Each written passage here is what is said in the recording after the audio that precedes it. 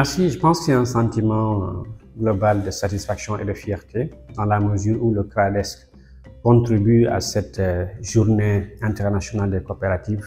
Le CRADES, dans le cadre de ses activités depuis 2021, contribue à la structuration des organisations paysannes en sociétés coopératives. Et nous avons à ce sujet des motifs de satisfaction puisque nous avons créé avec le partenaire PACAO dans la zone des Niayes une dizaine de sociétés coopératives dans la vallée du fleuve Sénégal et aussi dans le centre du Sénégal.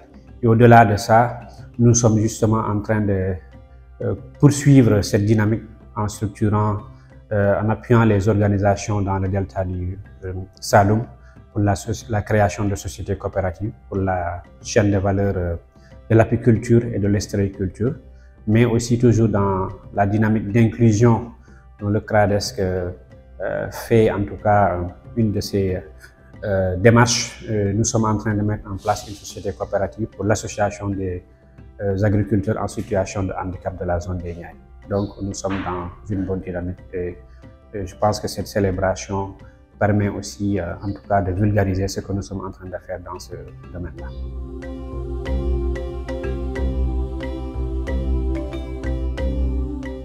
Après avoir quand même fait un diagnostic du fonctionnement des organisations des producteurs de manière générale au Sénégal, mais particulièrement dans la zone des Niayes, nous nous sommes rendus compte que la plupart des organisations paysannes, en tout cas, n'étaient pas très fonctionnelles.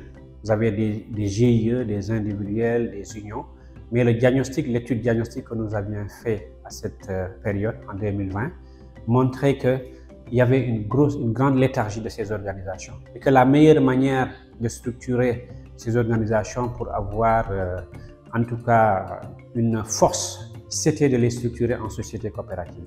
Et c'est l'une des raisons qui explique aujourd'hui cette structuration. Et il est heureux aussi de constater que les nouvelles autorités du Sénégal poursuivent dans cet élan de structuration, de mise en place de sociétés coopératives. Et ça conforte le choix du CRADES dans, en tout cas, ce choix de prendre la société coopérative en tant qu'organisation paysanne au détriment des GIE et autres. Parce que ces organisations, les GIE, les unions, ont montré leurs limites dans leur contribution, en tout cas, à l'atteinte des objectifs qui se sont fixés. Et on s'est rendu compte aussi qu'il y avait souvent, en termes de dynamique organisationnelle, c'est 2 ou 3 personnes qui dirigeaient ces structures-là. Et aujourd'hui, avec la loi, l'acte uniforme de l'OHADA sur les sociétés coopératives, dans le fonctionnement, il y a ce qu'on appelle le conseil d'administration et le conseil de surveillance. On a mis en place le conseil de surveillance qui joue justement ce rôle de police à l'intérieur pour s'assurer que justement le bureau exécutif qui est dans le conseil d'administration puisse pleinement jouer son rôle. Et si il arrivait que ce conseil d'administration ne jouait pas son rôle, la loi permet aux membres du conseil de surveillance de les rappeler à l'ordre et même de saisir l'autorité administrative pour les amener justement à jouer leur rôle.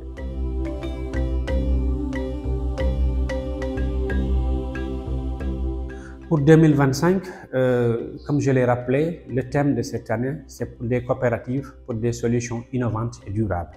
Et ce thème cadre parfaitement avec le contexte et les enjeux politiques de notre pays. Nous sommes confrontés au défi de l'atteinte de la souveraineté alimentaire.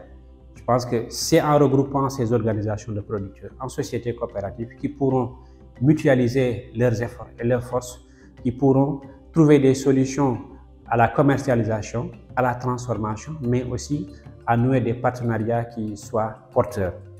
Dans le cadre de l'agenda national de transformation des nouvelles autorités pour 2050, je pense que la structuration que l'État est en train de mener pour la création de sociétés coopératives agricoles communautaires, mais aussi des coopératives solidaires, disent-ils, je pense que c'est une belle dynamique qu'on peut saluer, même si on peut attirer l'attention sur le fait que l'histoire montre que l'agriculture administrée a montré ses limites. Parce que rappelons-nous que dans les années 60-70, avec Mamadou Dia, il y avait des sociétés, des coopératives à l'époque. Et l'État a voulu les canaliser, ce qui finalement a abouti, en tout cas en partie, à leur échec. Et si on reproduit aujourd'hui le même schéma, forcer entre guillemets les acteurs à ce qu'ils soient structurés en société coopérative ou bien à créer d'autres coopératives, ça peut créer des problèmes. Je pense que la bonne